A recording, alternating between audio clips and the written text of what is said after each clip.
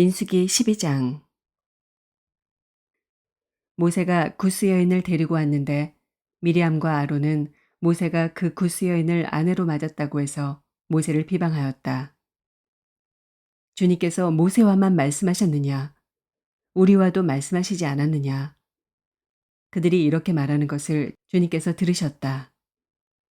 모세로 말하자면 땅 위에 사는 모든 사람 가운데서 가장 겸손한 사람이다. 주님께서는 모세와 아론과 미리암을 당장 부르셨다. 너희 셋은 회막으로 나오너라. 세 사람이 그리로 나갔다. 주님께서 구름 기둥 가운데로 내려오시어 장막 어귀에 서시고 아론과 미리암을 부르셨다. 그 두 사람이 나가서자 말씀하셨다. 너희는 나의 말을 들어라. 너희 가운데 예언자가 있으면 나 주가 환상으로 그에게 알리고 그에게 꿈으로 말해줄 것이다. 나의 종 모세는 다르다. 그는 나의 온 집을 충성스럽게 맡고 있다. 그와는 내가 얼굴을 마주 바라보고 말한다. 명백하게 말하고 모호하게 말하지 않는다. 그는 나 주의 모습까지 볼 수 있다. 그런데 너희는 어찌하여 두려움도 없이 나의 종 모세를 비방하느냐? 주님께서 그들에게 진노하시고 떠나가셨다. 구름이 장막 위에서 거치고 나니 미리암이 악성 피부병에 걸려서 눈처럼 하얗게 되어 있는 것이 아닌가. 아론이 미리암에게로 다가갔다. 살펴보니 그 여인은 악성 피부병에 걸린 것이었다. 아론이 모세에게 말하였다. 참으로 애석합니다. 우리들이 어리석었던 죄와 우리가 저지른 죄를 부디 우리에게 벌하지 마십시오. 미리암을 모태에서 나올 때 살이 반이나 썩은 채 죽어 나온 아이처럼 저렇게 두지는 마십시오. 모세가 주님께 부르짖어 아뢰었다. 하나님, 비옵니다. 제발 미리암을 고쳐주십시오. 주님께서 모세에게 말씀하셨다. 미리암의 얼굴에 그의 아버지가 침을 뱉었어도 그가 이랫동안은 부끄러워하지 않겠느냐. 그러니 그를 이랫동안 짐 밖에 가두었다가 그 뒤에 돌아오게 하여라. 그래서 미리암은 이랫동안 짐 밖에 갇혀 있었다. 백성은 미리암이 돌아올 때까지 행군을 하지 않았다. 그가 돌아온 뒤에 백성은 하세롯에서 떠나 바란 광야에 이르러 진을 쳤다. 민수기 13장. 주님께서 모세에게 말씀하셨다. 너는 사람들을 보내어 내가 이스라엘 자손에게 준 가나안 땅을 탐지하게 하여라. 각 조상의 지파 가운데서 지도자를 한 사람씩 보내어라. 모세는 주님의 분부대로 바란 광야에서 그들을 보냈다. 그 사람들은 모두 이스라엘 자손의 우두머리들이었다. 그들의 이름은 다음과 같다. 르우벤 지파에서는 삭굴의 아들 삼무아요. 시므온 지파에서는 호리의 아들 사바시오. 유다 지파에서는 여분네 아들 갈렙이요. 이사갈 지파에서는 요셉의 아들 이갈이요. 에브라임 지파에서는 눈의 아들 호세아요. 베냐민 지파에서는 라부의 아들 발디요. 스불론 지파에서는 소디의 아들 갓디엘이요. 요셉 지파 곧 므낫세 지파에서는 수시의 아들 갓디요. 단 지파에서는 그말리의 아들 암미엘이요. 아셀 지파에서는 미가엘의 아들 스두리요. 납달리 지파에서는 웁시의 아들 나비요. 갓 지파에서는 마기의 아들 그웰이다. 모세가 땅을 탐지하라고 보낸 사람들의 이름이 이와 같다. 모세는 눈의 아들 호세아를 여호수아라고 불렀다. 모세는 가나안 땅을 탐지하라고 그들을 보내면서 이렇게 일렀다.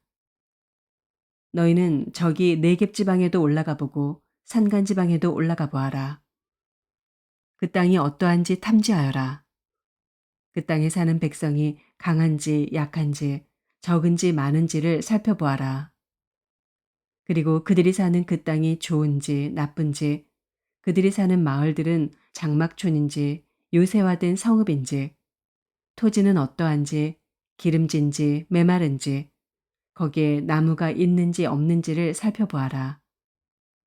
담대하게 행동하여라.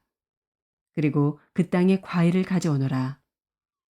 때는 바야흐로 포도가 처음 익을 무렵이었다. 그들은 올라가서 신광야에서부터 하맛 어귀 르홉에 이르기까지 그 땅을 탐지하였다. 그들은 또 네겝 지방으로 올라가 헤브론에 이르렀다. 거기에는 아낙 자손인 아이만 부족과 세세 부족과 달메 부족이 있었다. 헤브론은 이집트의 수암보다 7해 먼저 세운 곳이다. 그들은 에스골 골짜기에 이르러 거기에서 포도 한 송이가 달린 가지를 꺾어서 두 사람이 막대기에 꿰어 둘러매었다. 석류와 무화과도 땄다. 이스라엘 자손이 거기에서 포도송이를 땄기 때문에 사람들은 그곳을 가리켜 에스골 골짜기라고 불렀다. 그들은 그 땅을 탐지하러 갔다가 40일 만에 돌아왔다. 그들은 곧바로 바란광야 가데스에 있는 모세와 아론과 이스라엘 자손의 온 회중에게로 갔다. 그들은 모세와 아론과 온 회중에게 보고하면서 그 땅에서 가져온 과일을 보여주었다. 그들은 모세에게 다음과 같이 설명하였다. 우리에게 가라고 하신 그 땅에 우리가 갔었습니다. 그곳은 정말 젖과 꿀이 흐르는 곳입니다. 이것이 바로 그 땅에서 난 과일입니다. 그렇지만 그 땅에 살고 있는 백성은 강하고 성읍들은 견고한 요새처럼 되어 있고 매우 큽니다. 또한 거기에서 우리는 아낙 자손도 보았습니다. 아말렉 사람은 네겝 지방에 살고 있고 헷 사람과 여부스 사람과 아모리 사람은 산악지대에 살고 있습니다. 가나안 사람은 바닷가와 요단 강가에 살고 있습니다. 갈렙이 모세 앞에서 백성을 진정시키면서 격려하였다. 올라갑시다. 올라가서 그 땅을 점령합시다. 우리는 반드시 그 땅을 점령할 수 있습니다. 그러나 그와 함께 올라갔다 온 사람들은 말하였다. 우리는 도저히 그 백성에게로 쳐 올라가지 못합니다. 그 백성은 우리보다 더 강합니다. 그러면서 그 탐지한 땅에 대하여 나쁜 소문을 퍼뜨렸다. 그들은 이스라엘 자손에게 그 땅에 대해 이렇게 말하였다. 우리가 탐지하려고 두루 다녀본 그 땅은 그곳에 사는 사람들을 삼키는 땅이다. 또한 우리가 그 땅에서 본 백성은 키가 장대 같은 사람들이다. 거기에서 우리는 또 네피림 자손을 보았다. 아낙 자손은 네피림의 한 분파다. 우리는 스스로가 보기에도 메뚜기 같았지만 그들의 눈에도 그렇게 보였을 것이다.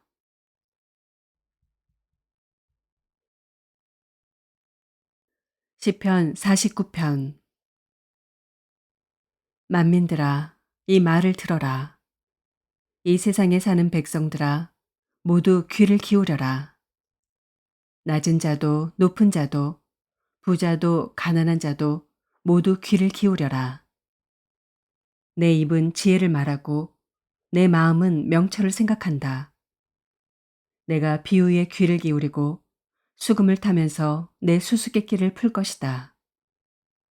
나를 비방하는 자들이 나를 애워싸는 그 재난의 날을 내가 어찌 두려워하리요.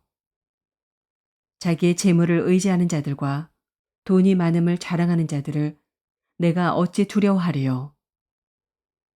아무리 대단한 부자라 하여도 사람은 자기의 생명을 속량하지 못하는 법.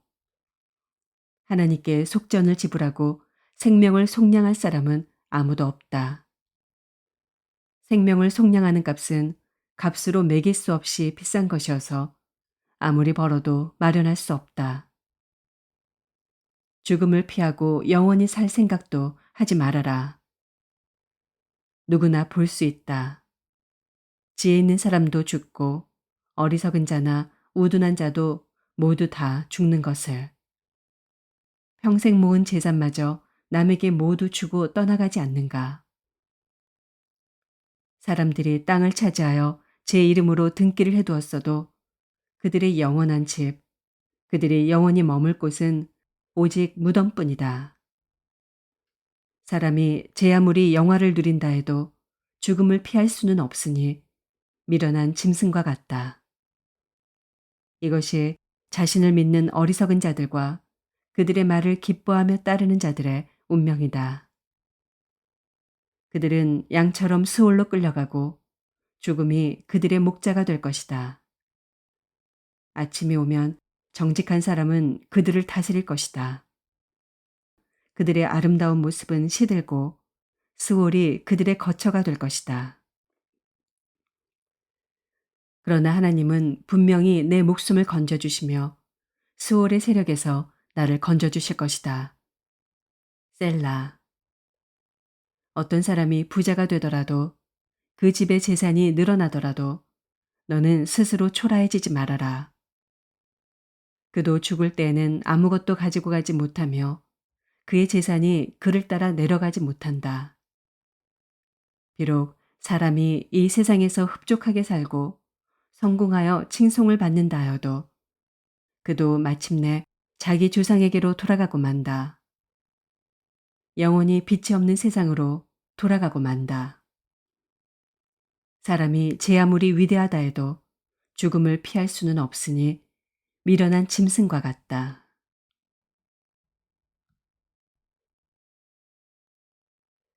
이사야서 2장. 이것은 아모스의 아들 이사야가 유다와 예루살렘을 두고 계시로 받은 말씀이다.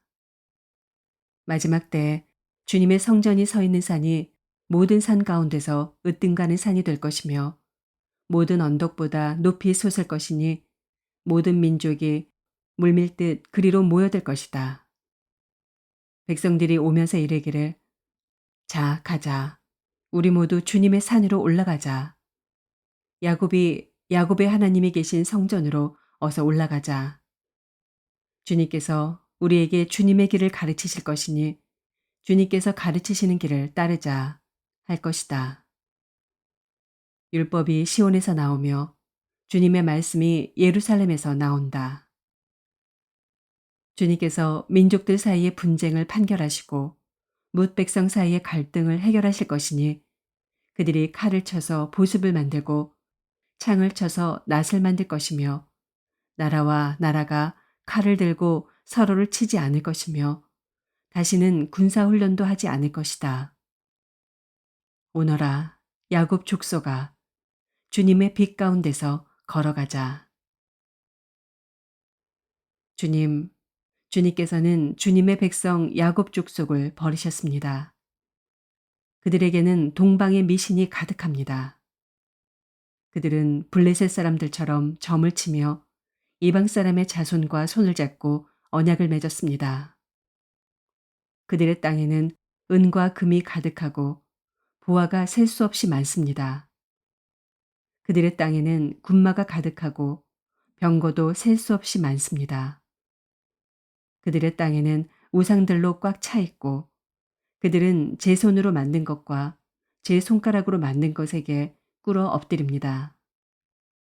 이처럼 사람들이 천박해졌고 백성이 비굴해졌습니다. 그러니 그들을 용서하지 마십시오. 너희는 바위 틈으로 들어가고 티끌 속에 숨어서 주님의 그 두렵고 찬란한 영광 앞에서 피하여라. 그날에 인간의 거만한 눈초리가 풀이 죽고 사람의 거드름이 꺾이고 오직 주님만 홀로 높임을 받으실 것이다. 그날은 만군의 주님께서 준비하셨다. 모든 교만한 자와 거만한 자, 모든 오만한 자들이 낮아지는 날이다. 또 그날은 높이 치솟은 레바논의 모든 백향목과 바산의 모든 상수리 나무와 모든 높은 산과 모든 솟아오른 언덕과 모든 높은 망대와 모든 튼튼한 성벽과 다시스의 모든 배와 탐스러운 모든 조각물이 다 낮아지는 날이다.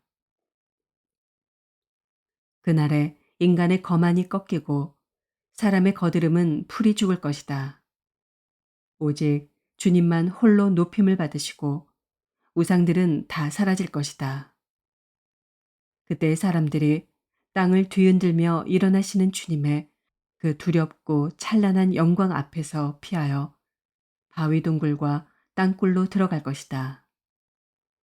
그날이 오면 사람들은 자기들이 경배하려고 만든 은 우상과 금 우상을 두더지와 박쥐에게 던져버릴 것이다.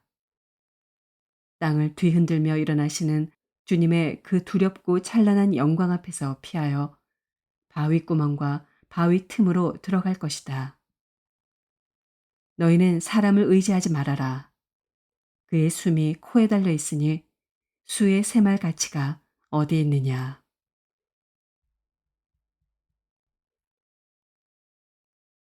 히브리서 10장. 율법은 장차 올 좋은 것들의 그림자일 뿐이요 실체가 아니므로 해마다 반복해서 드리는 똑같은 희생 제사로서는 하나님께로 나오는 사람들을 완전하게 할 수 없습니다. 만일 완전하게 할 수 있었더라면 제사를 드리는 사람들이 한 번 깨끗하여진 뒤에는 더 이상 죄의식을 가지지 않을 것이고 따라서 제사 드리는 일을 중단하지 않았겠습니까? 그러나 제사에는 해마다 죄를 회상시키는 효력은 있습니다. 황소와 염소의 피가 죄를 없애줄 수는 없습니다. 그러므로 그리스도께서 세상에 오실 때 하나님께 이렇게 말씀하셨습니다. 주님은 제사와 예물을 원하지 않으셨습니다. 그래서 나에게 입히실 몸을 마련하셨습니다. 주님은 번제와 속죄제를 기뻐하지 않으셨습니다. 그래서 내가 말하였습니다. 보십시오, 하나님. 나를 두고 성경에 기록되어 있는 대로 나는 주님의 뜻을 행하러 왔습니다. 위에서 그리스도께서 주님은 제사와 예물과 번제와 속죄제를 원하지도 기뻐하지도 않으셨습니다. 하고 말씀하셨습니다. 이런 것들은 율법을 따라 드리는 것들입니다. 그 다음에 말씀하시기를 보십시오. 나는 주님의 뜻을 행하러 왔습니다. 하셨습니다. 그리스도께서는 두 번째 것을 세우시려고 첫 번째 것을 폐하셨습니다. 이 뜻을 따라 예수 그리스도께서 자기 몸을 단번에 들이심으로써 우리는 거룩하게 되었습니다. 모든 제사장은 날마다 제단에 서서 직무를 수행하면서 똑같은 제사를 거듭 드리지만 그러한 제사가 죄를 없앨 수는 없습니다. 그러나 그리스도께서는 죄를 사하시려고 단 한 번에 영원히 유효한 제사를 드리신 뒤에 하나님 오른쪽에 앉으셨습니다. 그리고서 그는 그의 원수들이 그의 발 아래에 굴복할 때까지 기다리고 계십니다.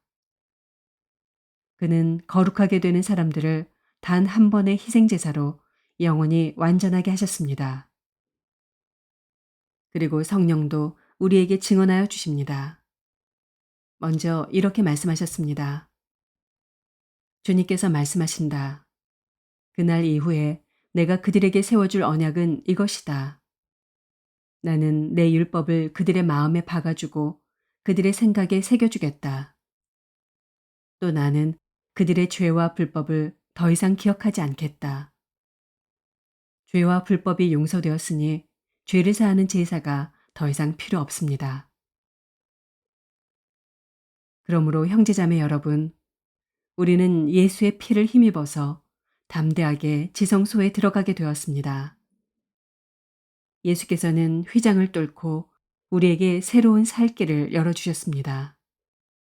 그런데 그 휘장은 곧 그의 육체입니다. 그리고 우리에게는 하나님의 집을 다스리시는 위대한 제사장이 계십니다.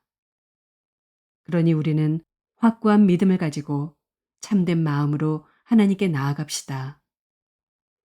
우리는 마음에다 예수의 피를 뿌려서 죄책감에서 벗어나고 맑은 물로 몸을 깨끗이 씻었습니다.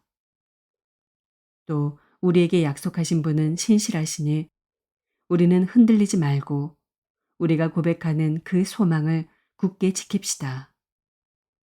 그리고 서로 마음을 써서 사랑과 선한 일을 하도록 격려합시다.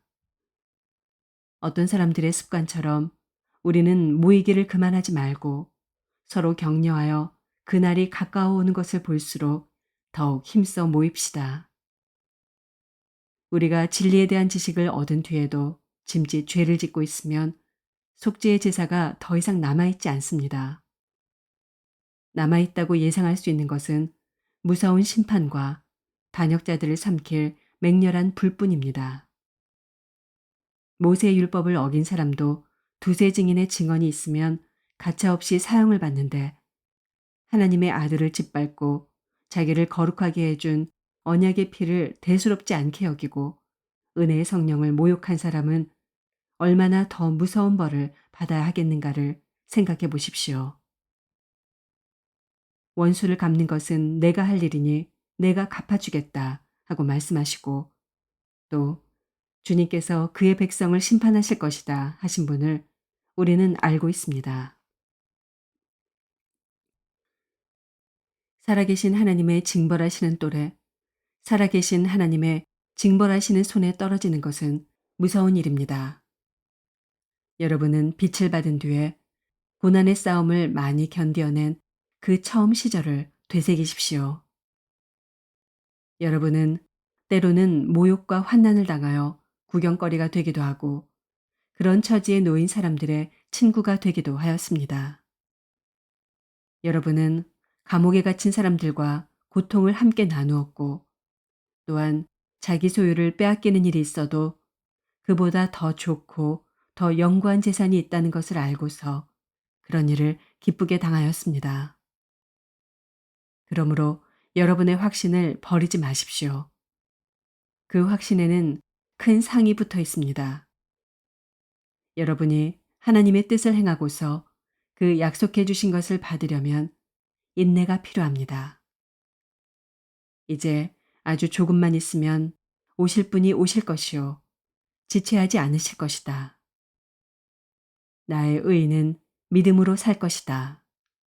그가 뒤로 물러서면 내 마음이 그를 기뻐하지 않을 것이다. 우리는 뒤로 물러나서 멸망할 사람들이 아니라 믿음을 가져 생명을 얻을 사람들입니다. 아멘.